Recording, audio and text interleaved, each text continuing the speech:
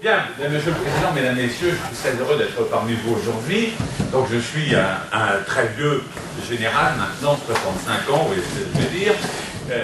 Mais quand on m'a demandé de partir, comme tous les vieux, le lendemain on m'a demandé de rester, donc je suis resté au service de l'État, dans une mission de service public. Pourquoi? Parce qu'en fait, j'ai créé en 2007 le Forum international de la cybersécurité, qui est un forum qui maintenant se réunit tous les ans et qui devient un peu la référence européenne.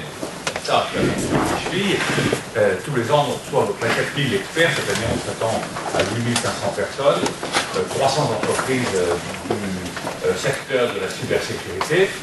Et puis, bien sûr, c'est l'occasion pour les ministres, peut-être même cette année, en 2018, pour un président de la République, de venir exposer leur vision devant un milieu très, comment dirais-je, très composite, et heureusement composite, à la fois avec du secteur public, du secteur privé, français, étranger, des chercheurs, des centres de recherche, des universités. Donc là, c'est un peu le lieu où même des entreprises trouvent les personnes idoines. C'est un peu le marché de l'emploi aussi dans le domaine cyber. Voilà. Donc c'est un peu mon travail. Je suis par ailleurs président du Centre expert de lutte contre la cybercriminalité français. Chaque État membre de l'Union européenne doit avoir un centre expert.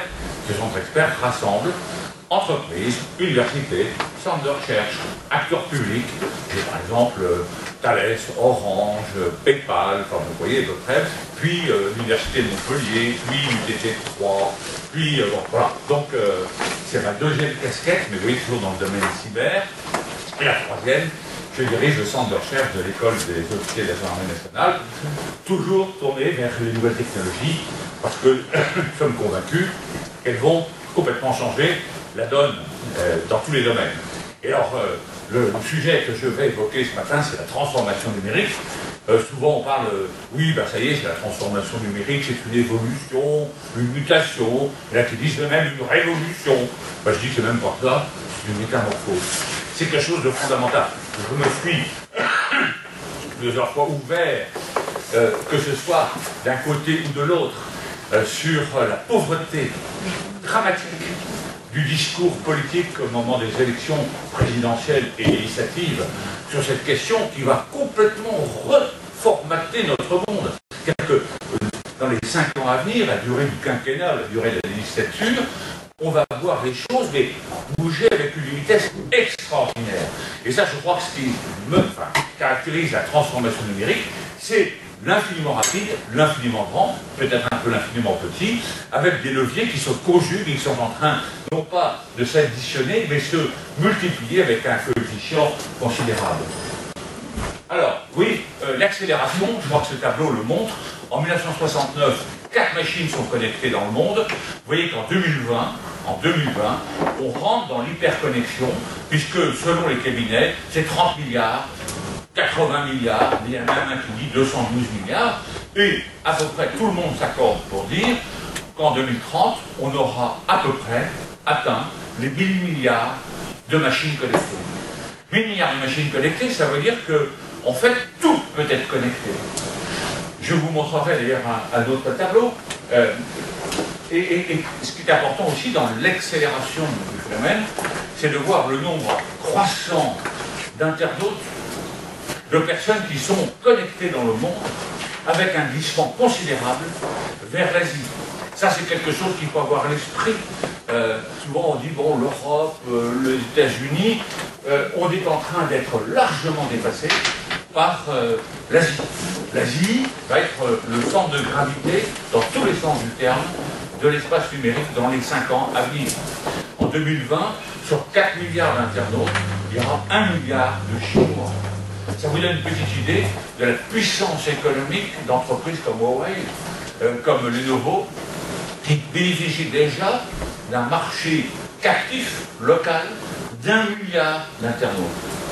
Et alors, comment voulez-vous résister en arrivant en disant, nous, moi, je vais faire ma petite politique, mon petit machin, il est grand temps que déjà l'Union européenne ait une vraie stratégie en matière cyber. Alors, l'infiniment grand, bon, depuis l'origine de l'humanité, c'est à peu près la production de données qui correspond à 2 jours sur Internet. Alors, ça veut dire sur Internet, enfin, sur l'espace numérique. Quand on voit des SMS, quand Nabila dialogue sur Internet, c'est pas de nature à concurrencer la production de données comme la bulle de Gutenberg ou autre. Mais là, c'est tout de même une donnée qui est la production aujourd'hui, en moins de 2 jours, on construit, enfin, on produit autant de données que depuis le début de l'humanité. Ça, c'est quelque chose d'important. 200 000 fois l'espace web surfacique, c'est-à-dire celui qui est peut-être atteint par les moteurs de recherche, Google, Bing, Quant, et ainsi de suite, c'est 200 000 fois l'Empire State Building en hauteur si vous tirez sur votre imprimante. Et ça, c'est le web surfacique. Je vous montrerai une dia sur le web, le deep web et le darknet. Là, c'est autre chose. Hein. C'est 95% du web est un web caché. Regardez les adresses IP, Internet Protocol. D'ailleurs, j'en profite pour vous dire, attention, quand vous achetez un ordinateur aujourd'hui, à partir du 1er janvier 2018, la norme obligatoire, c'est IPv6. Pourquoi? Parce qu'on vise d'IPv4, la norme actuelle, c'est-à-dire l'adresse IP, l'adresse Internet Protocol de votre ordinateur de Chine, à IPv6. Pourquoi IPv4? Ça permettait 4,340 milliards, grosso modo, de connexions. Or, quand on est à plus de 10 milliards, 20 milliards de machines connectées, il faut bien trouver des adresses nouvelles. Sinon, on est en pénurie. Et on est rentré en pénurie d'adresses Internet Protocol version IPv4. Là, avec IPv6, on peut connecter 340 milliards de machines. Alors, si vous ramenez au millimètre carré, ça vous donne 700 millions de milliards de machines connectables sur un millimètre carré. Donc ça veut dire que tout grain de sable du désert est connectable. Ça veut dire que sous réserve des questions de bande passante, sous réserve des questions d'énergie, et tout ça se résoudra un jour ou l'autre, vous pouvez connecter tous les grains de sable du désert. Donc rien ne peut échapper à l'hyperconnexion. Et ça, c'est quelque chose qu'il faut avoir en tête. Aujourd'hui, on est en train de dialoguer homme-machine, ma montre connectée, mon smartphone. Mais demain, c'est les machines qui vont être en train de dialoguer, malgré nous, sur nous. Donc on est dans une espèce d'écosystème numérique qui va complètement changer la donne, y compris notre vie privée. Regardez la production annuelle de données en 2030, c'est 1 iota-octet. 1 iota-octet, c'est 1000 milliards de téraoctets. Vous voyez, un téraoctet, ça ne vaut pas un disque dur qu'on a aujourd'hui. C'est-à-dire qu'en fait, en 2030, on va pouvoir remplir 1000 milliards de disques durs d'un téraoctet. Alors déjà, remplissez dans une année, pour vous, perso, un disque dur d'un téraoctet, c'est pas mal. Il faut vraiment être productif. 1000 milliards, c'est-à-dire qu'en fait, on va avoir vraiment une explosion de la production de données, d'où le problème d'ailleurs du stockage de ces données, des data centers, du cloud, etc. Et puis bien sûr, les machines ont une capacité, une vitesse qui augmente avec les algorithmes, avec leur moteur, et ainsi de suite, qui est absolument extraordinaire. Alors, pardon, l'infiniment grand, j'y suis, voilà. Alors, pourquoi la transformation numérique? Eh bien, tout simplement parce qu'on est en train de conjuguer des leviers qui ne sont pas autonomes, mais qui au contraire vont ensemble produire ce bouleversement. D'abord le cloud, c'est-à-dire la capacité de stocker des données en volume qui dépasse vos capacités propres dans votre entreprise. De plus en plus d'entreprises ont Pardon? Non, excusez-moi. De plus en plus d'entreprises exportent, externalisent leurs données, tout simplement parce que non seulement elles externalisent les données, mais elles externalisent aussi, les capacités de travail, de traitement et des plateformes, et ainsi de suite. Donc là, on est vraiment dans la non-limitation du stockage de données par ses propres moyens. Donc ça, c'est quelque chose de tout à fait nouveau. Deuxième élément, le big data, l'intelligence artificielle. On en parle beaucoup en ce moment. Big data, c'est la capacité avec les algorithmes de traiter à l'instant T et en temps réel des milliards de données et d'essayer de voir comment ces données peuvent être mises en perspective, quelles sont les logiques qui échappent à nos propres cerveaux. Par exemple, Watson, qui est un big data d'IBM aux États-Unis, engrange qui a été écrit, tout ce qui est écrit en ce moment, qui sera écrit demain, sur le cancer.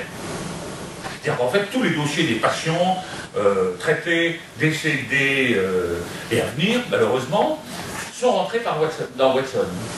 Et là, Watson essaye de trouver des corrélations entre ces données pour identifier la cause, l'origine du cancer. Et ça, aucun cerveau humain n'est capable de le faire. De même qu'on utilise le big data, l'intelligence artificielle et les algorithmes prédictifs pour essayer d'identifier, à partir de signaux faibles, le risque, par exemple, de tsunami ou le risque de catastrophe naturelle dans tel ou tel endroit. On va pouvoir, grâce à ça, identifier des phénomènes qui sont susceptibles de venir. Avec un problème quand même qui se pose parfois sur le plan éthique, c'est si je suis capable, avec toutes les métadonnées, toutes les données, de prédire l'avenir, est-ce que demain, je risque pas, en allant voir ma banque, en disant voilà, je voudrais un petit prêt pour l'appentis de ma maison, on me dit mais monsieur, c'est pas possible, vous allez mourir le 17 décembre 2018. Ah bon? Comment le savez-vous? Eh bien tout simplement parce que quand vous montez dans votre voiture, votre siège vous pèse, votre volant, il en reste encore, prend votre tension, votre sueur, analyse, ainsi de suite. On sent que vous buvez un petit peu beaucoup, votre montre intelligente, tout ce qu'on veut, demain, montre que vous ne faites pas assez d'exercice, donc vous êtes dans la catégorie des gens qui ont une durée de vie maximale de temps, donc on vous dit 17 décembre, et vous n'avez rien. Deuxième élément, c'est ce que font parfois les États-Unis, ce qu'on appelle la PredPol, la Predictive Policy, c'est en fait tout simplement essayer d'identifier les gens qui seront criminels demain. Alors évidemment, pour faire tout ça, ben, ils vont chercher dans les quartiers les plus difficiles, les gens qui sont le plus au chômage, qui boivent le plus, et en fait, ils préfigurent leur comportement de demain en leur mettant une pression sur le dos. Alors c'est évident que comme ça, vous avez des résultats qui sont quand même un peu gênants. Vous voyez que cette analyse prédictive est porteuse de beaucoup d'espoir, mais en même temps de risques par rapport notamment à la liberté individuelle. Les systèmes connectés, je ne parle plus d'objets connectés, parce que demain, si vous voulez, la frigidaire de Madame Michu, dans un immeuble entièrement, connecté, c'est limotique, va être raccordé aux espaces intelligents, au transport intelligent, à l'usine intelligente, à l'administration intelligente, bref, on est dans un monde désormais où on est dans une approche complètement systémique des phénomènes, et on ne pourrait pas dire demain, tiens, une voiture a percuté une autre parce qu'on roulait trop vite, non, est-ce que c'est pas le frigidaire de Madame Michu qui a en quelque sorte, par effet domino, contaminé la voiture qui roulait sur l'espace intelligent et qui explique l'accident. Donc vous voyez qu'on va rentrer, y compris sur le plan du droit, dans des approches systémiques où il va falloir rechercher les responsabilités et travailler non plus, quand on est sur un accident de circulation, on ramasse des blessés, enfin, j'espère qu'il n'y en aura pas demain au moins, mais on commencera par isoler la scène de crime numérique pour ne pas perdre de données et regarder comment la voiture numérique se comporte, ainsi de suite. La réalité augmentée, c'est l'image qu'on va projeter. La révolution, alors ça c'est quelque chose d'essentiel, parce que le robot avec l'intelligence artificielle n'est plus un automate programmé, mais devient, alors quoi, une personnalité robotique, capable de discernement, capable de survivre, alors que nous on est fatigués, capable de, prenez un policier à Dubaï en 2020, robot, 360 degrés de capacité de vision, et il regarde, il vous voit immédiatement, il analyse, numérise votre visage, compare à tous les fichiers, vous lui parlez en cerveau-croate, il vous répond en cerveau-croate. Et bien c'est ça le robot de demain. Le robot humanoïde, mais pas simplement le robot humanoïde, parce qu'on peut avoir des robots numériques virtuels, et qui posent une vraie question, c'est quelle est encore la place de l'homme? Alors regardez le débat avec l'Union européenne ces jours derniers, l'Union européenne qui dit qu'il faut d'aller une personnalité robotique, personne physique, personnalité robotique, personnalité morale, et puis le Conseil économique, social et environnemental de l'Union européenne qui dit surtout pas de personnalité robotique. Donc il y a un vrai débat de fond qui intéresse bien sûr les philosophes, les juristes, les sociologues, Il y a aussi des constructeurs, hein, parce que à quel moment on va arrêter la problématique, si vous voulez, de l'intelligence artificielle? Est-ce que je peux, à un moment donné, appuyer sur le bouton rouge qui fait exploser mon robot, enfin, dans le bon sens du terme, en disant stop, maintenant, les limites ont été franchies, le robot échappe au contrôle humain. La technologie blockchain, ça c'est très important parce que c'est non pas la fin, mais une remise en cause des tiers de confiance. Moi, je suis une famille de notaires, je dois vous dire que dans le notariat, on s'intéresse à la blockchain. Pourquoi? Parce que si demain, monsieur Untel vend à madame machin son appartement, son terrain, sa maison, uniquement en faisant certifier la transaction par une communauté distribuée de personnes qui ont mis leur capacité de calcul, de stockage de données à la disposition de la communauté, et que du lendemain, le bloc qui comprend la transaction est en quelque sorte scellé, infalsifiable, et qui permet désormais de dire aux bénéficiaires « je suis désormais le propriétaire », où est le notaire? Vous voyez, on commence déjà à avoir du cadastre certifié par blockchain. Donc ça vous montre bien que là, il y a une vraie question, y compris la transaction bancaire. Ce qu'on appelle les smart contracts, les contrats intelligents, ben c'est la machine qui va elle-même, dès qu'elle a constaté un certain nombre de choses, exécuter un contrat. Avant, on avait une intervention de l'être humain. Et puis, bien sûr, l'impression 3D, ne l'oublions jamais, parce qu'on pense que c'est un gadget. En fait, c'est un système qui est complètement demain intégré dans l'écosystème numérique. Alors, la donnée, c'est la matière première de la transformation numérique. Et ça, c'est, bon, je vous ai mis quelques éléments, notamment la donnée à caractère personnel. Et ça, c'est une vraie bataille, la bataille de demain, c'est comment protéger les données à caractère personnel. D'ailleurs, on en reparlera à propos du règlement européen sur les données à caractère personnel, qui va être entré en vigueur le 25 mai 2018, et qui va avoir des conséquences que beaucoup d'entreprises, beaucoup d'administrations ne mesurent pas encore. Ne mesurent pas encore parce qu'il va y avoir des exigences sur la protection des données à caractère personnel qui est complètement, ces exigences sont complètement européennes, et l'idée c'est quand même de défendre une idée de l'individu, de sa personnalité numérique par rapport au reste du monde, notamment par rapport aux Américains. Parce qu'eux, ils ont une vision de la privacy qui est complètement différente de la nôtre. Et puis bien sûr, les données, elles sont stratégiques pour l'État, pour l'entreprise et même pour l'individu, quand il est lui-même créateur, protecteur, producteur de données à caractère personnel. Alors bon, la protection européenne des données, de toute façon vous pourrez récupérer mes slides, c'est très important, regardez bien ce règlement, parce que le 25 mai 2018, c'est demain, et donc ça suppose qu'il y ait des adaptations dans toutes les entreprises en matière de protection justement, d'identification de ces données à caractère personnel. Qu'est-ce que j'en fais? Est-ce que je les ai déclarées? Comment les personnes qui sont concernées peuvent avoir accès à ces données, transformer, demander leur suppression, leur modification, etc. Alors, vous voyez bien qu'avec les données, on est dans une géopolitique du cyberespace, avec notamment la question de la souveraineté des données. Quelle est la souveraineté de mes données si elles sont dans un cloud américain, si c'est Facebook par exemple qui les a, ou Twitter, où on me dit, moi aux États-Unis, c'est celui qui détient les données qui en est le propriétaire. Alors j'ai mis des guillemets dans le propriétaire parce que la notion de propriété des données à caractère personnel n'a pas de sens.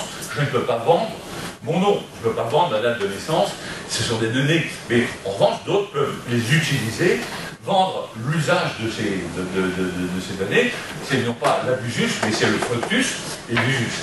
Le deuxième point, c'est la souveraineté du droit. Parce que, aujourd'hui, quand on regarde Twitter, Facebook, certains objets connectés, ainsi de suite, qui est le juge en cas de conflit? On découvre que le juge est américain, il est californien, et que le juge français, le juge européen, n'est plus là. Alors c'est toute la problématique aujourd'hui, avec la Cour de justice de l'Union européenne notamment, de redire que le droit, c'est d'abord un droit qui s'applique sur le territoire du pays État membre de l'Union européenne, avec l'entreprise, quand bien même ce serait Google, Facebook ou autre, dès lors qu'elle a un établissement stable et qu'elle fait du business sur le territoire européen, le juge est un juge européen. Et ça, c'est une vraie bataille. Et vous voyez bien que derrière ça, c'est la bataille du droit. C'est la bataille d'une certaine idée du droit. Et puis la souveraineté de la cybersécurité, lorsqu'il faut protéger l'espace numérique, eh bien il faut le sécuriser. Et là, vous avez un débat qui a lieu en ce moment à l'Union européenne sur la cyberdiplomatie, où l'Union européenne vient de produire un document, un projet pour le Conseil, qui est un document, comment dirais-je, de cyberdiplomatie, prévoyant une unité diplomatique de l'Europe face aux cyberattaques. Alors, je dirais qu'il est grand temps que ça arrive, mais oui, mais il n'est pas trop tard pour bien faire. Et il faut vraiment que l'Europe se mette, comment dirais-je, à l'unisson. D'ailleurs, sur ce point-là, j'ai une théorie, je la partage. D'abord, refaire le couple franco-allemand. Il y a 2 ans, j'avais fait venir le ministre de l'Intérieur allemand, M. de Maizière, à Lille. Et c'est à partir de ce moment-là que les Français et les Allemands commençaient à reconstituer sur le cyber le tandem franco-allemand. Mais il est grand temps d'aller encore plus loin. Alors, vous allez me dire, oui, mais tiens, pourquoi M. Macron a rencontré Theresa May? Tout simplement parce qu'on ne veut pas que le Brexit, même si, enfin, dans le principe, il va avoir lieu, hein, on ne veut pas que le Brexit soit une rupture numérique avec le Royaume-Uni. Parce que le Brexit, ça va poser un problème, notamment avec le règlement de données à caractère personnel, puisqu'ils ne sont plus dans l'Europe, ils ne sont plus protégés par ce règlement, et donc à chaque fois qu'une entreprise britannique recevra des données à caractère personnel d'Européens, elle devra prouver qu'elle offre une bonne sécurité par rapport à ces données. Donc vous voyez, c'est un peu plus compliqué, et je pense qu'ils n'ont pas tout mesuré, nos amis d'outre-Manche. Excusez-moi. Je pense que c'est ils ne sont pas contents. Alors, c'est en direct. Voilà. Alors, bien sûr, à partir du moment où on a un nouvel Eldorado, l'espace numérique, il y a un nouveau prédateur, le cybercriminel. Parce qu'il n'y a pas de raison, si vous voulez, que ce soit un espace où on ne vienne pas s'installer. Et pourquoi? C'est pour ça que c'est mon leitmotiv, mon cri d'alarme vis-à-vis des autorités, quelles qu'elles soient d'ailleurs. C'est, en fait, on est dans la criminalité du XXIe siècle. Alors ce tableau peut vous paraître un peu compliqué, mais vous vous souvenez que la société s'est construite par strates successives, le secteur agricole pour le secteur primaire, le secteur secondaire, celui de la production de biens, le secteur tertiaire des services. Aujourd'hui, on est dans le secteur quaternaire. Et qu'est-ce qui marque chaque évolution? C'est que le prédateur n'est pas un imbécile. Si on prend le prédateur pour un imbécile, on se trompe. Or, le prédateur, il va commencer par faire un rapport coût-efficacité. Je fais telle action, je risque quoi? Alors au début, on peut pas faire autre chose que s'en prendre aux êtres humains. On les tue, c'est Caïn qui tue Abel, on les viole, on les prend en esclavage. Mais quand on voit apparaître le secteur secondaire production de biens, on dit c'est quand même mieux de voler que de violer. La société préfère le voleur au violeur. Donc, en plus, ça me rapporte de quoi vivre d'une manière plus intéressante. Donc, je vais voler. Donc, il y a un transfert de l'atteinte au bien vers l'atteinte au bien. Alors, dire, on tue toujours. Ben oui. Mais beaucoup moins. La tendance lourde sur la longue période, c'est une diminution considérable du nombre de meurtres et d'assassinats. Quoi qu'on en dise. On nous dit que la société est de plus en plus violente. Et une diminution constante. Et pourquoi la violence demeure? C'est parce que nous avons encore, hélas, toujours les violences intrafamiliales qui sont le plus lourd, comment dirais-je, champ de violence actuellement dans notre société. Mais dans la rue, sur la voie publique, je peux vous le dire, depuis des années, c'est une baisse. Ensuite, on passe donc des personnes aux biens. Et puis quand arrivent les secteurs tertiaires, la banque, l'assurance, on se dit tiens, c'est intéressant, on va faire de bonnes infractions complexes, des faux, des abus de confiance, on va faire des fraudes à l'assurance, on va faire... Et là, c'est tellement difficile à mettre en évidence par le juge et par les policiers et les gendarmes. Moi, je me souviens de dossiers d'escroquerie, on refaisait tous les comptes, on refaisait tout, 6 mois d'enquête, 1,50 m de dossier, pour arriver à quoi? 4 mois de prison avec sursis. Vous dites après ça, bon ben, rapport efficacité côté État, c'est assez mauvais. En revanche, pour le prédateur, extraordinaire. Que fait-il aujourd'hui le prédateur? Il a compris qu'il n'a jamais été aussi près de sa victime. Il est dans ma poche. Il peut être dans moi, si demain j'ai un pacemaker, par exemple, connecté sur Internet. Il est devant moi, il est devant notre ami qui est là. Alors qu'en fait, il est à plusieurs milliers de kilomètres de là. Donc jamais il était aussi proche de la victime, jamais il était aussi loin de son juge, puisqu'en fait, il peut agir à une très grande distance. Et vous voyez que là, c'est une des vraies questions qui se posent aujourd'hui, c'est la distorsion entre la proximité du prédateur et la distance de la répression. Donc ça, on a une vraie question. Donc là, on a, de toute évidence, un glissement. Je me souviens d'un ministre de l'Intérieur que je bien connais, n'est-ce pas, et qui m'avait dit, à un moment donné, ça remonte à plusieurs années quand même, hein, il m'a dit « Ah, c'est fou ce que je suis bon, la délinquance diminue. » J'ai dit « Non, monsieur le ministre, vous n'êtes pas bon, vous êtes excellent. » Et bon, oui, je veux dire, il est devenu président de la République. Et après, mais je lui dis attention, la délinquance ne diminue pas, elle s'évapore. Elle change, elle était avant dans le monde réel, elle glisse vers le monde immatériel. Et ça, on ne s'en rend pas compte. Et on est encore en train de former des juges, des policiers, des gendarmes, des douaniers, en fonction d'un contentieux du XXe siècle, alors qu'on va demain, dans 5 ans, dans 10 ans, avoir un contentieux complètement différent. Le seul problème, c'est que quand Mme Michu rencontre le ministre sur le marché, quand le ministre va faire son tour, elle lui parle de quoi? Des jeunes qui fument le pétard, qui font du bruit avec leur mobilette. Ou qui les empêchent de rentrer avec leur capa aux pommes de terre quand elles rentrent dans leur partie commune d'immeuble. Mais Mme Michu n'a jamais encore dit à un ministre « Monsieur le ministre, on n'en peut plus de ces usurpations d'identité sur Internet. Monsieur le ministre, on n'en peut plus. » Et ça, tant que ce n'est pas devenu un phénomène politique, eh bien, on n'y arrivera pas. Je pense que c'est en train de glisser, hein, et que la politique commence à s'intéresser à ce sujet. Mais vous voyez qu'il y a une prise de conscience parce qu'il faut aujourd'hui investir sur ce qui va se passer dans 10 ans, dans 15 ans. C'est pas l'horizon du politique. L'horizon du politique, c'est ce qui va se passer aux prochaines élections. Et donc là, on a un vrai problème, et en même temps, on est obligé de tenir compte des queues de trajectoire du XXe siècle. Il y a un grand écart. Donc, la cybercriminalité, il y a deux grands domaines, ou bien c'est la technologie qui est visée, je vise les systèmes de traitement automatisé de données, je veux pénétrer malgré l'opposition du maître du système, je veux m'y maintenir frauduleusement, je veux l'entraver, je veux chiffrer les données pour me faire une extorsion après, je veux exfiltrer des données, enfin du moins les reproduire et les sortir, et ça, c'est vraiment l'infraction qui n'existait pas du temps de ma grand-mère. En revanche, à côté de ça, on a la technologie comme instrument, ça existait du temps de ma grand-mère, la pédophilie a toujours existé, les insultes, les outrages, l'atteinte à la réputation dans le monde réel a toujours existé, les escroqueries ont toujours existé, les abus de confiance ont toujours existé, simplement, ils prennent une autre dimension. Si je dis quelque chose dans un petit groupe, à l'oral, ou même j'envoie une lettre, ça touche quelques personnes. J'envoie le même mot par Twitter, mais j'ai immédiatement plusieurs centaines de personnes qui lisent mon papier et qui vont retweeter. Et donc vous avez une viralité absolument phénoménale. C'est-à-dire qu'en fait, très vite, c'est presque toute la planète qui peut être, comment dire, inondée par vos propos, par vos images. Vous voyez donc que là, Internet, enfin l'espace numérique, devient un amplificateur de phénomènes qui existaient déjà. Et ce qui rend d'ailleurs ces phénomènes qui existaient déjà plus dangereux aujourd'hui. Autrefois, un pédophile, il touchait quelques enfants, c'est déjà désolant.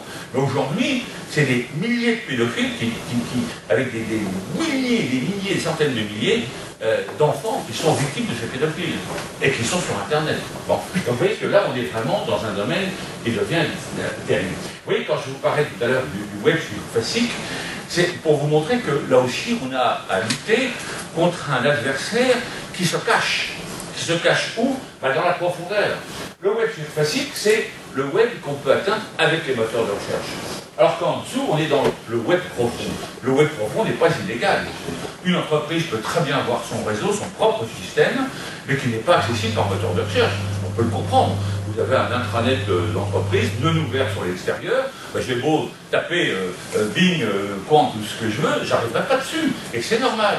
Vous avez des journalistes qui travaillent comme ça avec comment dirais-je, leur rédaction, tout simplement pour ne pas être lus, pour avoir une certaine confidentialité. Et quand on descend vers le fond, on a les dark tech, le crime as a service. Alors là, vous pouvez louer tout ce que vous voulez. Vous voulez un tueur à gage, vous l'avez. Et là, on va vous dire, bah, c'est tant. Si la personne est lambda, c'est tant. Si la personne a un garde du corps, c'est plus cher. Si c'est un homme politique, c'est encore plus cher. Si c'est ceci, cela, vous avez tout ce que vous voulez. Et là, vous allez louer, par exemple, 1 million d'adresses mail. Et c'est comme ça qu'avec 1 million d'adresses mail, vous allez envoyer un mail à plein de personnes, vous allez louer des ordinateurs zombies, le vôtre, le mien, qui sont déjà répertoriés parce qu'un jour j'ai ouvert une pièce détachée, attachée plutôt, qui comportait un malware qui est devenu un petit logiciel qui prend le contrôle de mon ordinateur. Et à partir du moment où vous louez ces ordinateurs-là, vous pouvez faire ce qu'on appelle une attaque par déni de service sur un serveur pour l'empêcher de fonctionner. Donc vous voyez que là, on peut tout trouver dans le darknet, et ça c'est vraiment très dangereux. La donnée, c'est la cible des prédateurs, je vous l'ai dit. Regardez l'extraction de vol de données, il faut quand même attendre 2014 pour que le code pénal l'intègre correctement.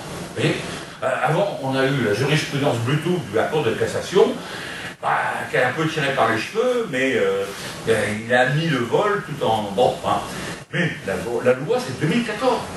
Regardez le rançongiciel, c'est un peu ce que nous sommes en train de vivre, je vais bien dire un mot après, avec WannaCry.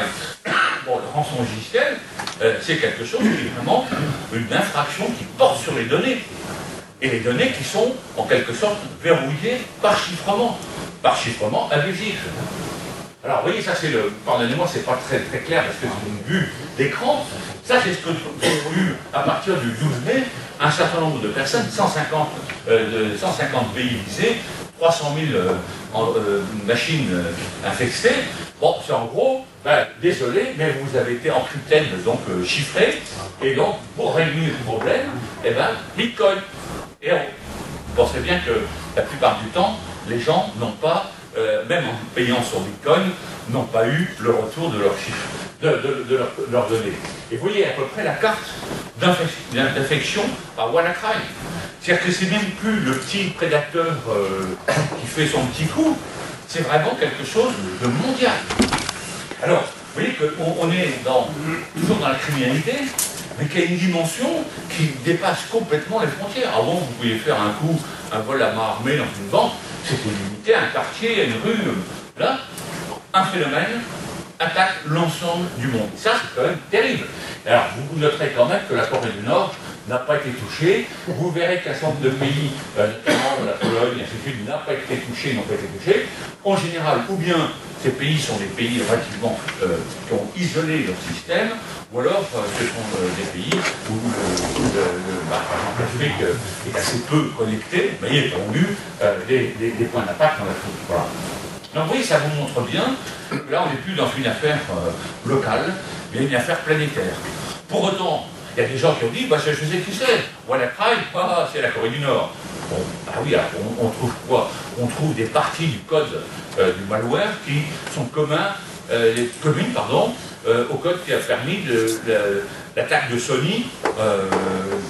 Et l'attaque de Sony, on l'a imputée sur la Corée du Nord. À la Corée du Nord, pardon. Et puis on l'a imputé à la Corée du Nord, l'attaque de la banque du Bangladesh, où on retrouve encore les mêmes éléments de code. Bon, alors, de là à vous dire que c'est la Corée du Nord, on n'en sait rien. Donc la difficulté, et j'en reviendrai plus après, c'est comment attribuer une attaque à quelqu'un.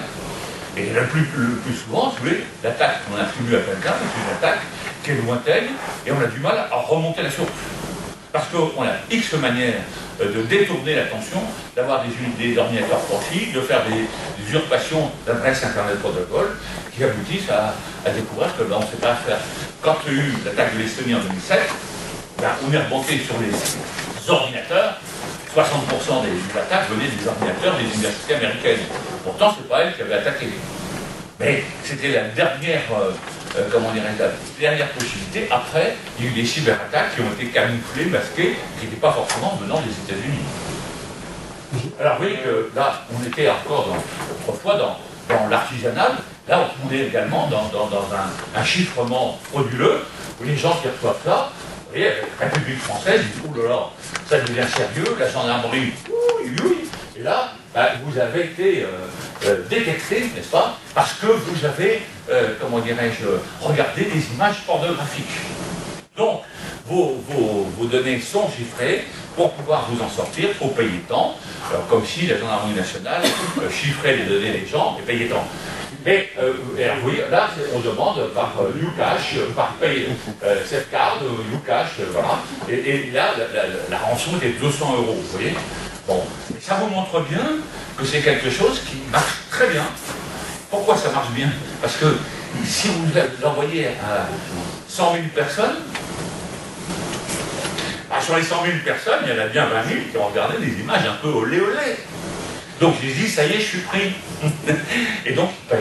Voilà. Et ça marche. Et oui, 200 €, c'est pas terrible. Enfin, c'est pas terrible, c'est beaucoup, mais c'est pas des sommes considérables. Et donc les gens vont avoir tendance à dire, bon, bah, si c'est que 200 €, je paye. C'est un peu plus qu'une infraction à l'excès de vitesse sur le bon, mais je le paye quand même. Bon, voilà. Donc oui, c'est ça le. Alors, la donnée, je veux dire, au cœur de comment dirais-je, de l'action des prédateurs, mais elle devient aussi le cœur des investigations. Et là, vous avez tout le débat. On va l'avoir, le débat, avec la loi sur le terrorisme que prépare M. Collomb et le gouvernement qui va être composé, je pense, ce soir. On voit bien que pour comprendre un certain nombre de phénomènes qui concernent le terrorisme, criminalité organisée, il faut atteindre les données, les métadonnées. Par exemple, des données de géolocalisation des personnes, des données qui concernent des échanges de mails, ainsi de suite, des données qui sont, comment dirais-je, liées par exemple à la connectivité d'une voiture. Est-ce que cette voiture, contrairement à ce que dit la personne, a été à tel endroit, fait telle chose. Donc de plus en plus, pour la sécurité, on va prendre des mesures intrusives. Donc le vrai débat, c'est à quel moment à quel endroit je place le curseur sécurité-liberté. Ça, c'est vraiment le débat qui va de plus en plus se former. Regardez aussi 2016-2015. C'est-à-dire que tout ça, c'est très contemporain. C'est vraiment des choses que nous avons. Alors, là, je ne sais pas pourquoi le vidéo est mis en place, parce que j'ai fait une erreur. Sur les entreprises, le déni de service, je vous en ai parlé. Par exemple, vous vendez par e-commerce, eh bien, on va louer X ordinateurs, enfin, X centaines d'ordinateurs zombies, et à qui je vais demander de faire une requête tel jour à telle heure sur le site de commerce en ligne. Par exemple, les Trois Suisses, de la Redoute, tout ce que vous voulez. Qu'est-ce qui va se passer? C'est-à-dire que le jour où toute l'équipe commerciale est là, ça y est, on lance la petite tenue de l'été qui va faire fureur, paf, plus rien ne fonctionne. Plus de commerce en ligne. Et à ce moment-là, vous avez une demande de rançon par Western Union, par Bitcoin, et ainsi de suite, en vous disant, maintenant, si vous voulez retrouver la liberté de votre système, vous voulez qu'on arrête de bombarder par des requêtes votre affaire, eh bien, payer. Donc vous voyez, là, on est vraiment dans un domaine. Le vol de données, on en a parlé, le sabotage, ça c'est quelque chose qu'on commence à voir, le sabotage. On a eu une entreprise allemande qui a été sabotée, en fait, dont les ordinateurs ont été sabotés, j'en dirai un mot tout à l'heure. Les attaques en rebond, excusez-moi, je ne sais pas pourquoi j'ai fait une bêtise comme ça, les attaques en rebond, c'est-à-dire qu'en fait, votre entreprise va servir à rebondir pour une autre attaque. Par exemple, je veux attaquer le ministère de la Défense, eh bien, je vais attaquer votre entreprise en demandant au système informatique de votre entreprise de rebondir sur le ministère de la Défense. Et donc, plus je rebondis, plus je rends la traçabilité de l'attaque complexe. C'est pour ça que les universités américaines étaient au cœur des premières investigations après l'Estonie, tout simplement parce que on disait mais qu'est-ce qu'elles font là? L'atteinte à la réputation, très important. La veille des réseaux sociaux, vérifier que ce qu'on y dit sur votre entreprise n'est pas n'importe quoi. Parce que là, une fois que c'est parti, avec la viralité, c'est atroce, on ne peut pas remonter. Rappelez-vous l'affaire Perrier, il y a quelques années. À l'époque, on n'était pas encore dans le numérique. Aujourd'hui, une affaire comme celle-là, mais c'est de l'horreur pour une entreprise. Ça veut dire qu'aujourd'hui, une entreprise doit veiller son image, son nom, ses marques, ses produits sur les réseaux sociaux. Qu'est-ce qu'on dit? Pour immédiatement être en mesure de réagir. En évitant évidemment les effets stressants, que quand on réagit, on risque de donner plus d'importance un fait que, bon, l'escroquerie et les fraudes, on a dit un mot, la donnée, pardon. Alors, les atteintes à la confiance, ça aussi c'est très important. Les faux virements, vous avez sans doute entendu parler de ces escroqueries-là, ça commence toujours par de l'ingénierie sociale. C'est-à-dire que je fais l'environnement d'une entreprise, je cherche quel patron, qui est la secrétaire, qui est ceci, est-ce qu'ils ont un compte Twitter, un compte LinkedIn, un compte Facebook, qu'est-ce qu'ils y racontent, quelles sont leurs appétences, est-ce que le patron aime la chasse, est-ce que la secrétaire fait du vélo, j'en sais rien. Mais tout ça, ça va me permettre de comprendre l'entreprise, de rentrer dans ces systèmes pour connaître éventuellement tout son système comptable, qui travaille, qui fait quoi. Et le jour J, quand je connais l'entreprise parfaitement, le vendredi à midi, j'appelle le service comptable et je me fais passer pour le président. Alors, dire que c'est James Bond. Non, vous avez des entreprises qui ont mis la clé sous la porte parce qu'elles se sont fait piquer l'argent. Et j'ai un ami qui travaille dans une grande agence de presse française. Tous les mois, leur loyer, c'est 400 000 euros. Mais c'est pas rien. Et bien un coup, il y a eu une escroquerie au faux président un vendredi à midi, où la personne à la comptabilité a eu un coup de téléphone avec une personne qui imitait merveilleusement bien la voix du président. Allô? Bonjour madame, votre président. Hier encore, nous parlions de vous et je disais, quelle personne exceptionnelle. Nous ne nous connaissons pas, mais votre réputation est arrivée jusqu'à moi. Alors là, les chevilles, boum. Quel veut le président? Alors là, on commence à discuter et le président, à la fin, va dire, écoutez, le loyer qu'on doit envoyer sur tel virement, enfin, telle RIB, on doit changer, mais c'est urgent, c'est stratégique pour l'entreprise. Ah oui, mais attendez, vous n'êtes pas le président. Comment je ne suis pas le président? Regardez, paf, le fax. Je vous certifie être le président et je signe. Et mais la signature, forcément, va être trouvée sur les rapports de l'Assemblée des actionnaires. Et en fait, tout le discours qui est tenu est un discours d'une véracité extraordinaire. À la fin, la personne lâche. Et là, 400 000 euros partaient. Heureusement, il y a eu un doute. Immédiatement, la personne dit, il y a eu problème. Et donc, l'argent a pu être bloqué avant la compensation interbancaire. Vous voyez que si on ne réagit pas tout de suite, dès qu'il y a eu compensation interbancaire, l'argent est parti en Biélorussie, en Caucasie, j'en sais rien. Donc je vous le dis parce que si vous êtes dans la région Île-de-France, forcément, vous avez un service essentiel, c'est la BFI, la brigade sur les fraudes de technologie d'information, qui se trouve rue du Charles-Soler-Rentier à Paris, c'est la préfecture de police. Ils ont vraiment, hélas, une habitude assez développée. Voilà. Et surtout, alors ça c'est un point qui est très important, nous on le pratique dans la fonction publique, on sépare l'ordinateur comptable. Celui qui décide n'est pas celui qui paye. Et ça, je crois que c'est très important parce qu'il y a au moins 2 personnes qui sont confrontées à la vérification du bien fondé de l'envoi comment dirais-je, alors, bon, je vous ai mis un certain nombre de choses, mais vous le trouverez. Ça, c'est le SIGREF qui donne tous ces conseils en disant attention maintenant, les entreprises prennent au niveau stratégique la gestion des données, la gestion du numérique. C'est-à-dire qu'en fait, de quoi s'agit-il? Qu'est-ce que je dois protéger? Comment sont organisés mes réseaux? Est-ce que j'ai des réseaux cloisonnés? J'ai ce qu'on appelle un réseau à plat, comme chez Target aux États-Unis. Par le système de la ventilation et de la climatisation, je rentre sur les caisses enregistreuses. Voilà, un système à plat, pas de cloison. Alors qu'on aurait dû cloisonner, c'est pareil, ça entraîne un préjudice considérable et la chute du PDG. Donc ça, vous le retrouverez sans problème.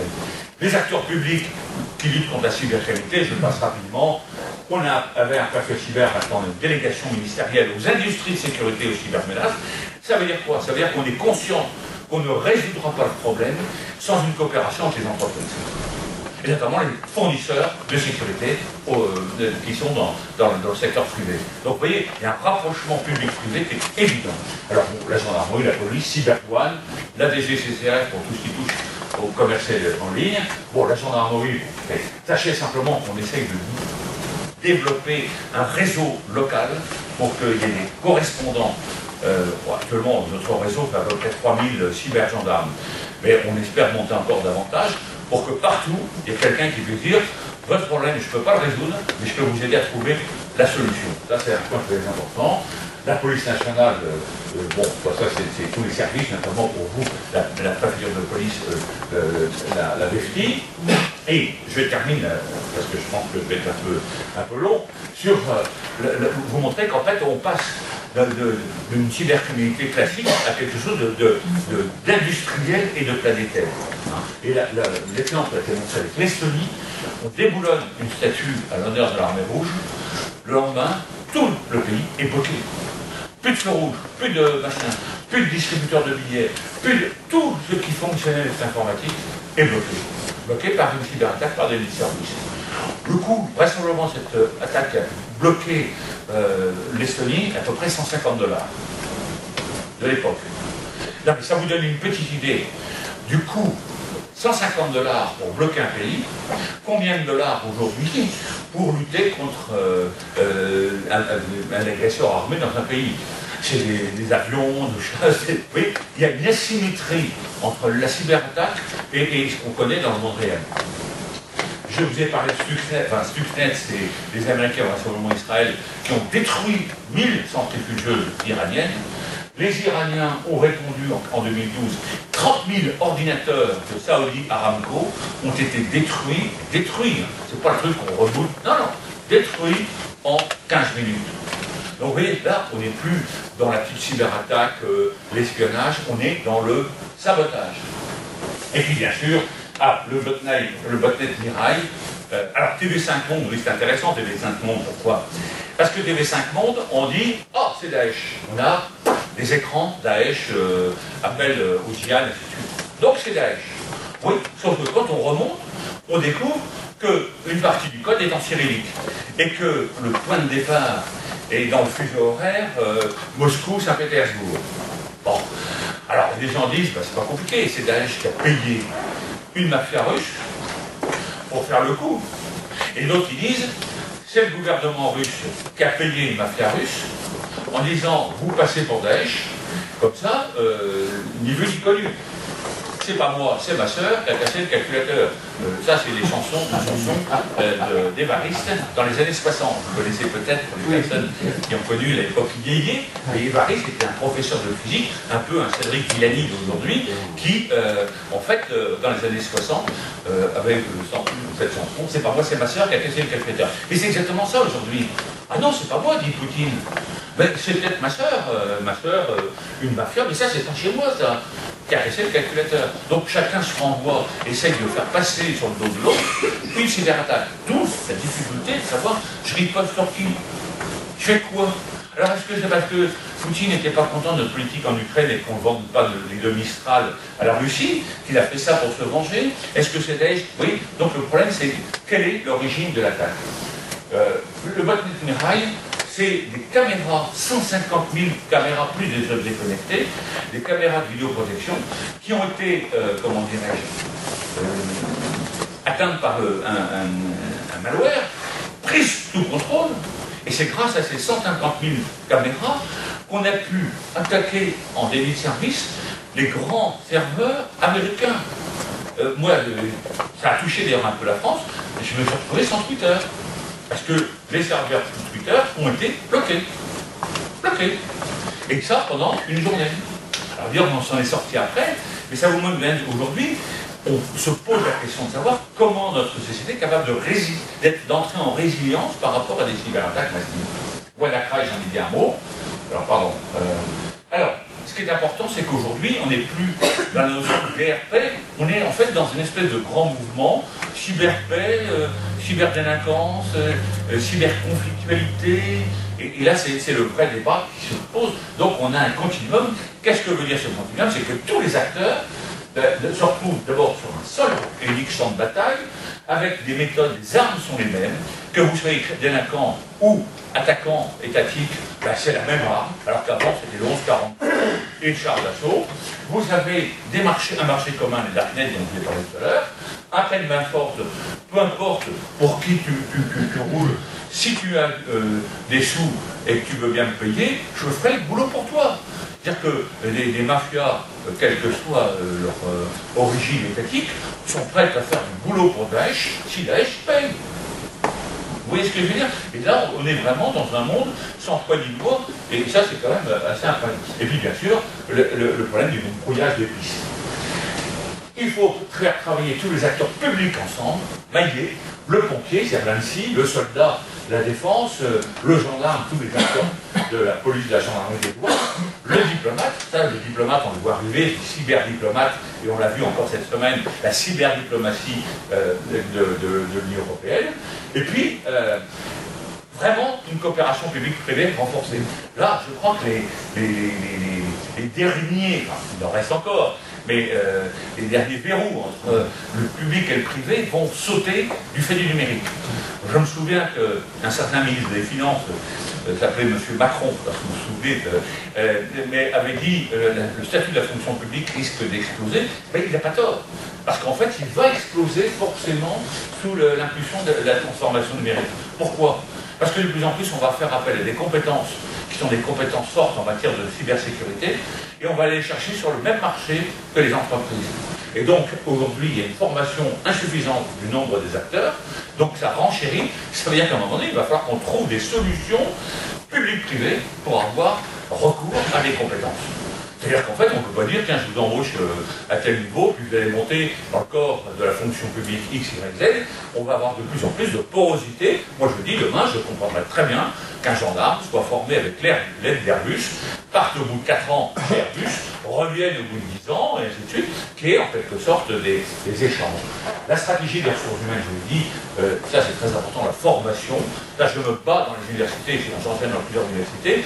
On y arrive doucement, mais quand j'avais proposé, moi, de faire un cours sur la cybersécurité à des futurs cadres des collectivités territoriales, on m'a dit, si ça te fait plaisir, tu le fais.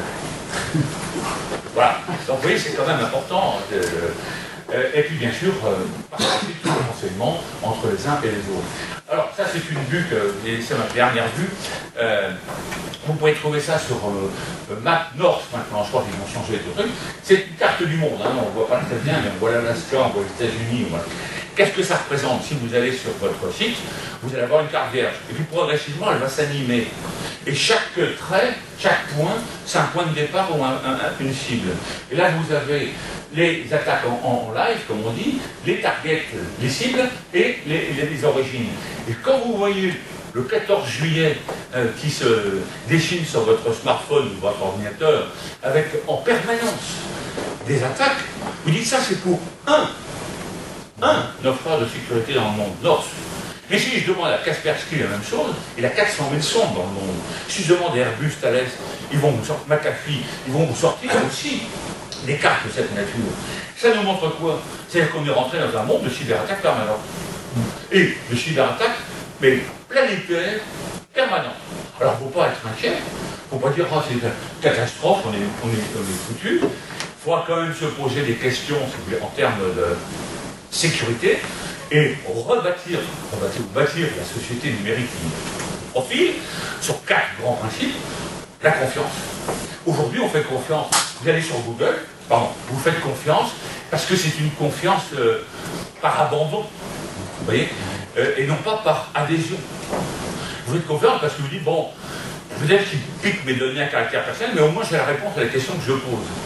La loyauté, quand vous allez sur une plateforme, est-ce qu'ils font ce qu'ils disent, est-ce qu'ils disent ce qu'ils font? Moi, je veux savoir ce qu'il y a derrière. La loyauté des algorithmes. Qu'est-ce qu'on dit derrière? Quelle est la petite machine à l'intérieur qui est en train de décider si je vais aller à l'université X ou à l'université Y? Si je suis pris ou pas voilà, là, c'est vraiment une autre question. La solidarité, ça c'est très important. Ça veut dire qu'en fait, les territoires retrouvent une cohérence. Moi, c'est pour ça que je l'ai créé à Lille. Quand je l'ai créé à Lille, c'est avec la région. J'aurais dit, écoutez, le problème de la cybersécurité, il ne faut pas le traiter public, privé, machin, français, étranger. On a la chance d'avoir une région transfrontalière. Alors on va unir nos actions. C'est comme ça que la région Nord-Pas-de-Calais, devenue Hauts-de-France, est devenue mon partenaire pour le forum. Parce que justement, on rassemble sur un territoire des acteurs d'horizons différents. Pour faire quoi? Pour s'entraider, la solidarité. Et puis là, moi, c'est la responsabilité. On est tous responsables de l'avenir numérique de notre pays, et notamment de la sécurité des systèmes. Parce que c'est ma faute qui va peut-être demain entraîner la collision de 2 voitures ailleurs. Vous voyez. Donc voilà, aujourd'hui, le véritable enjeu, et ce que je voulais simplement vous dire, comme je vous l'ai dit à l'entrée, c'est qu'on n'a pas de temps à perdre. C'est tout de suite.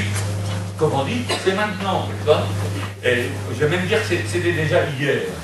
Et ça veut dire que toutes les entreprises, les administrations qui sauront épouser la transformation numérique seront gagnantes. En revanche, une administration qui ne saura pas l'épouser, elle est morte. Elle est morte parce qu'elle va être plus capable de répondre aux attentes des citoyens. Donc elle va perdre toute légitimité. Et vous voyez qu'on va dans un système qui va être de plus en plus horizontal, transversal, par rapport à un système qui est aujourd'hui très vertical. Et on a des directions opérationnelles, des directions métiers, des directions clés. Demain, il va peut-être falloir avoir une espèce de task force qui sont à un moment donné constituées par rapport à une problématique donnée. C'est vrai pour les entreprises, c'est vrai aussi pour l'administration. Voilà, mes chers amis, ce que je voulais vous dire. Bravo.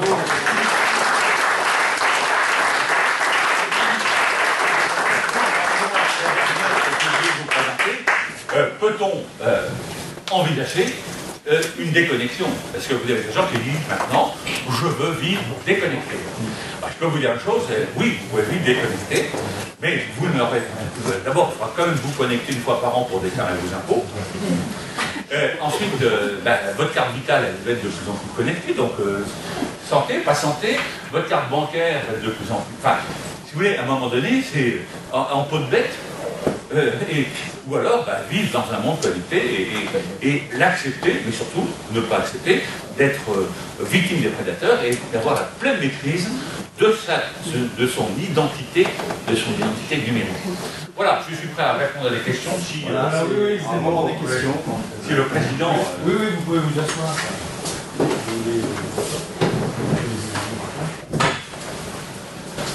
Monsieur Sarretel, maintenant. Voilà, vous pouvez poser... Ah, voilà une question. J'ai une question par rapport à la première partie de votre exposé sur les données. Je pense que c'est un combat derrière-garde actuellement. On est déjà fiché et rien n'y fera. Et c'est pas au niveau de l'Europe que ça se passe. Donc on n'a rien pour contrôler les GAFA, comme on dit. Ça ne sert strictement à rien. Il n'y a que les Chinois qui arrivent à faire quelque chose parce qu'ils ont interdit l'introduction de ces gens-là chez eux. Mais nous, au niveau européen, croyez-vous vraiment qu'on est capable, pareil que votre deuxième sujet, je pense qu'en fait on est déjà largué, on est déjà en dehors de tout. Moi j'ai été victime de l'arnaque au président, enfin ça n'a rien à voir par ça, mais ça ira de plus en plus dans ce sens-là. Et je ne pense pas qu'on soit armé, qu'on n'ait pas les systèmes armés. Regardez les qualités de connexion qu'on a dans le 77 HL où on a du mal à avoir des connexions normales. Ça fait beaucoup de questions. Oui, il y a beaucoup de questions là-dedans, mais il y a quand même quelque chose qui est complètement en retard. Je ne sais pas, alors quels sont vos moyens? Alors, il y a deux façons, c'est dire effectivement, bon, c'est pas possible, on baisse les bras. La deuxième, c'est dire, il est encore temps d'agir. Et je donne un exemple, vous allez comprendre. Il n'y a pas très longtemps, il y a eu un arrêt de la Cour de justice de l'Union européenne, l'arrêt Google Spain, concernant le droit à l'oubli. C'est-à-dire en fait, c'est espagnol qui a demandé à Google de permettre, sinon l'effacement, du moins le non-référencement de données anciennes le concernant. La Cour de justice de l'Union européenne a donné raison à l'espagnol. Ça a entraîné des démarches multiples auprès de Google, disant maintenant je vous demande de déréférencer telle chose, je ne veux plus apparaître, j'ai le droit à être oublié sur la toile, parce que je ne suis pas un homme politique, donc ça ne rentre pas dans l'histoire. Je n'ai pas tué Pierre Paul Jacques, je ne suis pas passé devant la cour d'assises et que ça n'a pas été le procès du siècle.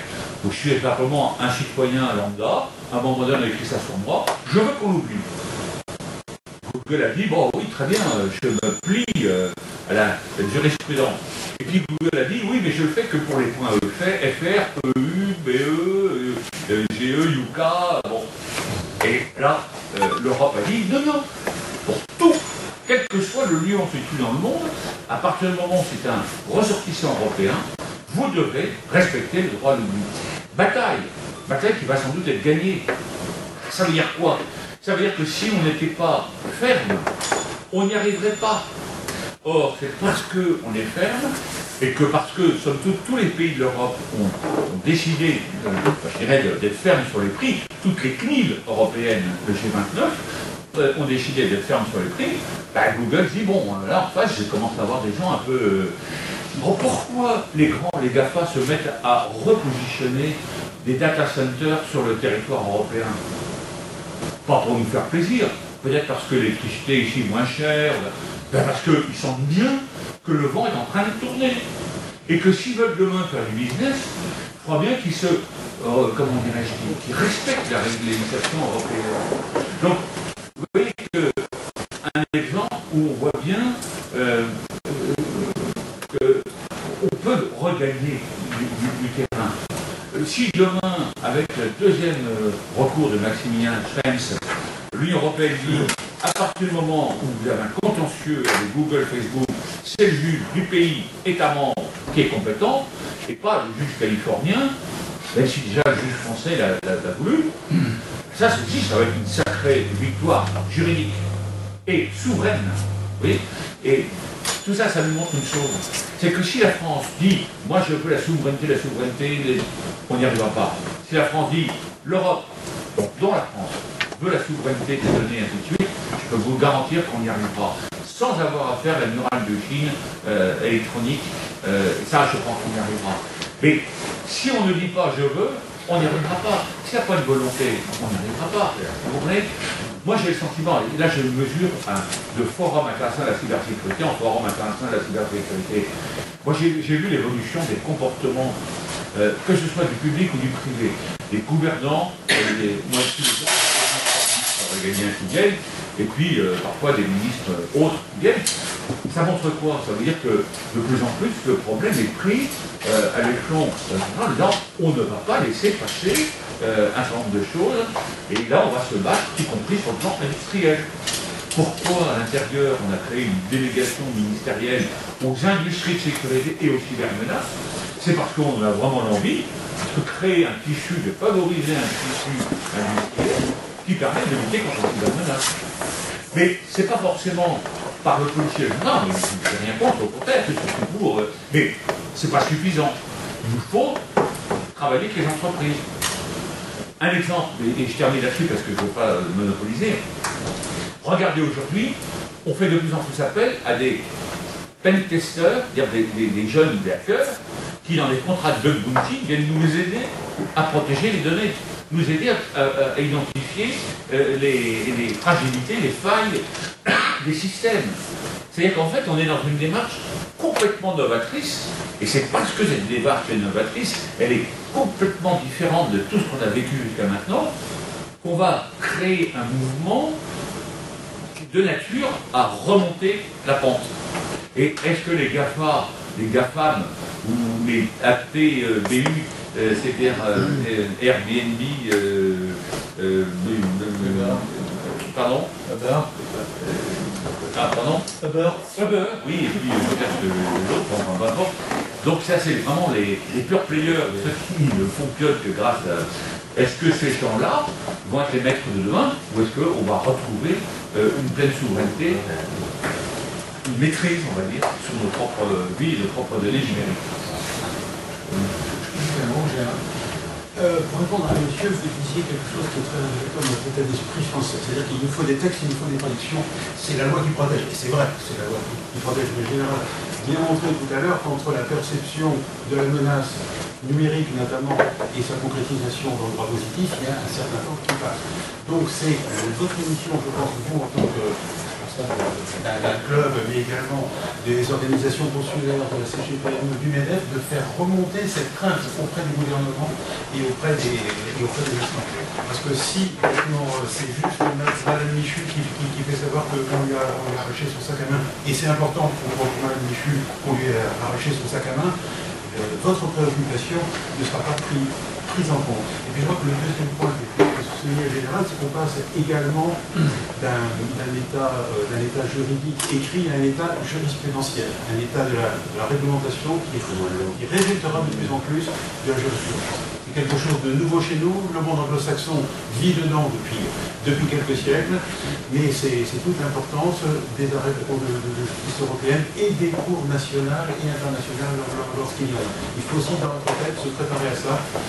On a souvent le réflexe, il y a un fait divers, on veut une loi, bon, c'est un peu facile, c'est utilisé, c'est surutilisé, ça rassure les gens, mais fondamentalement, il n'y a pas que ça. Aujourd'hui, il va falloir apprendre à travailler avec les juges. Ça prend du temps, c'est procédural, c'est très long, mais au bout du compte, on peut arriver à des choses si le gouvernement, évidemment, il est mobilisé là-dessus, soutient.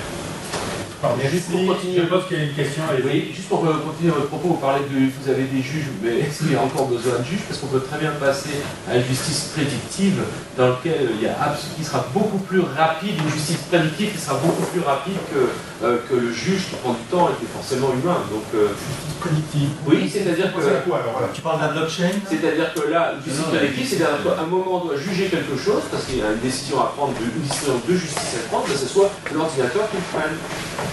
Ce soit plus le juge. Et il y a tout à fait une possibilité, en tout cas, de préparer le terrain à ça avec les algorithmes qui arrivent.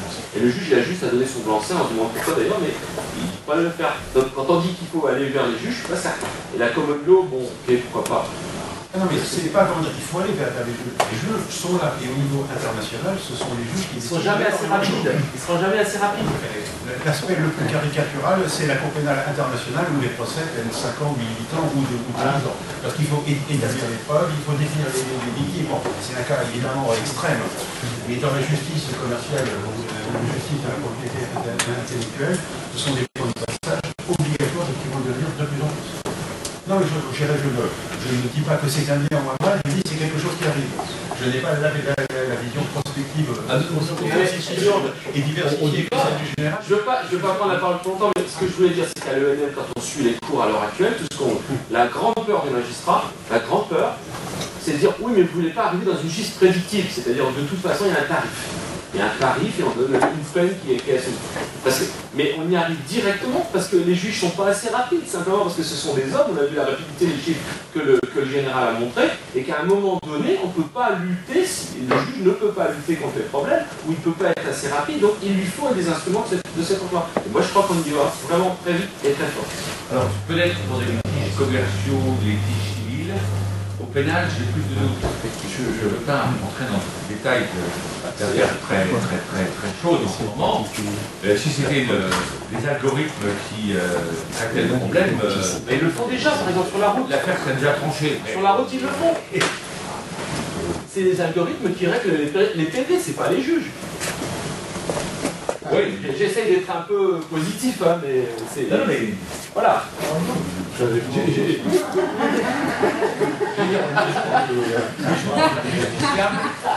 sera peut-être très content d'avoir aussi un juge. Je suis d'accord. Mais bon, Je suis d'accord.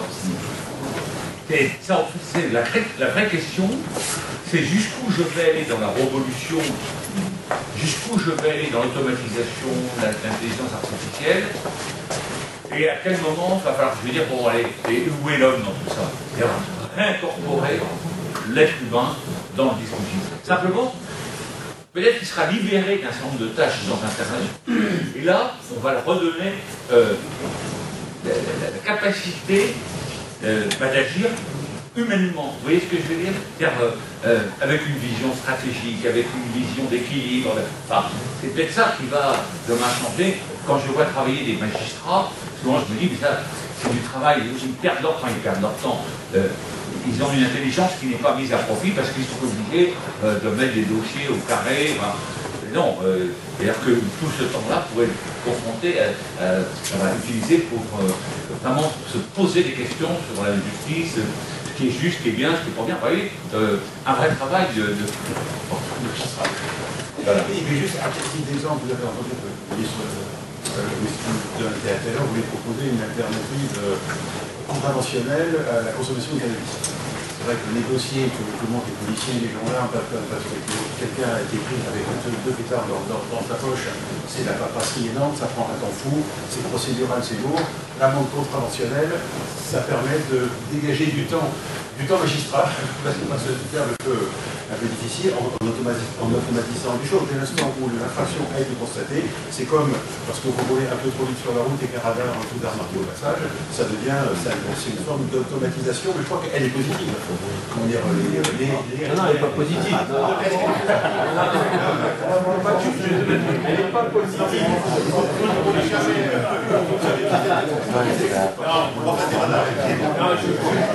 Oui, je vais reprendre Loïc, tu as parlé tout à l'heure des radars. Je pense qu'il y a une chose, justement, quand tu parles du prédictif, je pense qu'un radar, après réduction de 95 par exemple à 92 et d'être taxé à 92 km/h, c'est peut-être à ce moment-là où l'être humain peut rentrer en jeu et dire, bon, entre 91 et 92, est-ce qu'on allume ou on n'allume pas? Pour l'instant, à 91 km/h, on paye. Voilà, c'est la machine. Ayant participé, excusez-moi, vous allez me jeter des légumes pourris. C'est pas le Les radars sont déjà paramétrés 4 ou 5 km au-dessus des vitesses constatées. Et quand on vous dit qu'à 92, ça veut dire que vous étiez à 97. Bon, écoutez, je ne vais pas polémiquer, mais si c'est 91, la limite c'est 90. Non, mais moi, c'est pas diminuer les morts sur la route. Non, mais très clairement, c'est pas ça dont il s'agit, c'est pas radar, mais c'est que ça peut s'étendre à toute chose. C'est-à-dire que là, on commence par les radars, c'est très bien s'étendre à toute chose. Qu'à ce moment-là, parce que tout est critérisable. Même un procès d'assises, c'est critérisable. Je suis désolé. Un ingénieur vous dira que c'est critérisable. La force du procès d'assises, c'est qu'il y a l'humain. C'est qu'il y a des plaidoiries, c'est qu'il y a un président, et surtout, comme je dis là, il y a des joueurs. C'est ce qui en fait l'imprévisibilité. Même si des fois, il y a des choses qui sont assez surprenantes. Une question, juste à ma droite. Je me permets de vous poser une question. Vous avez signalé par exemple, de façon tout à fait concrète, le ransomware, le WannaCry de mai dernier. C'est pourquoi celui-ci a pris tant d'importance au niveau médiatique. C'était ni le premier, ce ne sera pas le dernier, c'était pas le plus gros en tout cas en France. J'ai pas compris pourquoi d'un seul coup il y a eu une explosion médiatique autour de ça. Alors, ça a pris une importance considérable parce que ça a touché des services très symboliques. Enfin, quand je dis symbolique au sens du symbole, pas symbolique au sens de pas grand-chose. Notamment des services médicaux, des hôpitaux au Royaume-Uni. Et c'est ça qui a mis au courant, qui a fait prendre conscience que c'était autre chose que mon ordinateur bloqué et pour quelques bitcoins il m'en sortirait. En fait, il m'en sortirait pas. Mais c'est parce qu'il y a des cibles, qui ont été des cibles très sensibles, qui ont été touchées. Et là, ça fait froid dans le dos. Les systèmes de scalaire, les moyens d'accès aux dossiers qui ont été bloqués. Et là, c'est ça qui a donné l'ampleur médiatique. Je crois aussi qu'il y a donné l'ampleur médiatique, c'est 150 pays.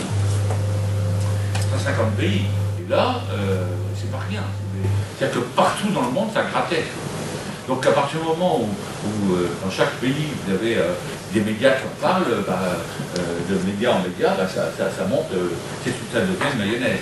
Et puis l'autre point qui était important, c'est que dès le départ, on a abordé l'attribution à la Corée du Nord. Donc vous voyez, ça rentrait dans un débat stratégique entre l'Occident et la Corée du Nord, le problème qu'on connaît, Corée du Nord, Corée du Sud. Donc si vous voulez, il y avait tous les ingrédients pour que ça fonctionne. En plus, oui, il y a la crypto-monnaie, le bitcoin. Quand on parle du bitcoin aujourd'hui, si vous dites, tiens, il faut payer avec un billet de 50 €, ça n'intéresse personne. Payer en bitcoin, c'est quelque chose un peu ésotérique. Vous expliquez, bitcoin, c'est nouveau, ça. Bon, voilà. Il y a tous les ingrédients qui font de cette affaire une affaire qui a un rebondissement. Alors, Plume Rail, on en a parlé le 21 octobre. Je n'oublie personne de parler de Metrail.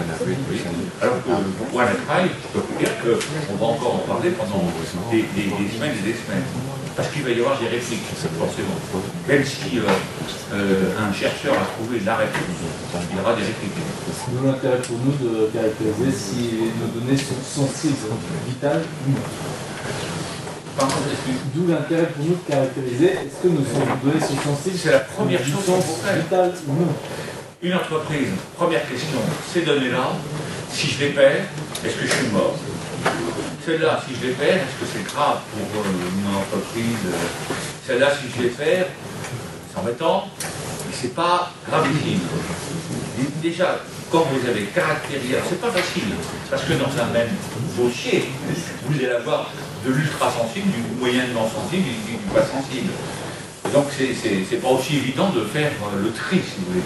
Et à partir du moment où vous avez de l'hypersensible, c'est le tout qui devient sensible. Vous voyez? Là, je crois que c'est sûr. Alors, n'oubliez pas qu'avec le règlement européen, une entreprise qui n'aurait pas pris les mesures et qui se fait prendre pour atteinte aux données à caractère personnel, c'est jusqu'à 4% du chiffre annuel d'affaires annuel mondial, bon, avec une limitation, je crois, 20 millions d'euros. C'est pas mal, hein, 20 millions d'euros. Et c'est autre chose que les 150 000 euros de Google en ce moment. Et quand la CNIL épingle Google, je crois que la plus grosse sanction, c'est 150 000 euros. Bon, ça fait rigoler Google. 150 000 euros, c'est une demi-minute, même pas, de chiffre d'affaires, et encore, j'en suis pas sûr à l'échelle française. C'est rien, quoi. Alors que demain, 4% du chiffre d'affaires annuel, c'est autre chose. Donc là aussi, attendons de voir les premiers qui vont se faire épingler, y compris les GAFA. Pour le moment, ils vont tester le terrain, puis quand ils auront pris un coup sur les doigts, il y aura sans doute, je dirais, une reprise en main des choses. On a beaucoup parlé des actions correctrices une fois que le mal est fait, mais est-ce qu'il y a des actions préventives qu'on pourrait mener? Par exemple, aujourd'hui, les forces de police, de gendarmerie essayent de mener des actions contre des gens, des cartels de drogue, des choses comme ça. Est-ce qu'on pourrait imaginer aller lutter contre des groupes de personnes qui se réunissent, qui sont à l'origine de ces cyberactes? Vous voulez dire développer des actions préventives sur des groupes que l'on détecter en amont des possibilités et puis aller peut-être... Alors, les fichiers S, quoi. Pas seulement, pas les fichiers, pas les fichiers, cybernétiques. Parce que les textes récents, je vous ai montré la loi de 2015 sur le renseignement, la loi de 2016 sur la lutte contre la criminalité organisée et le terrorisme, donnent aux services enquêteurs et aux services de renseignement des capacités d'intrusion, si je peux dire, dans le secteur pour aller détecter, alors là on est dans la prévention, en amont, des risques d'atteinte notamment des intérêts fondamentaux de la nation, notamment des intérêts économiques. On est bien d'accord. C'est-à-dire que les intérêts fondamentaux de la nation, ce n'est pas simplement la protection du système de défense, c'est la protection de notre patrimoine économique.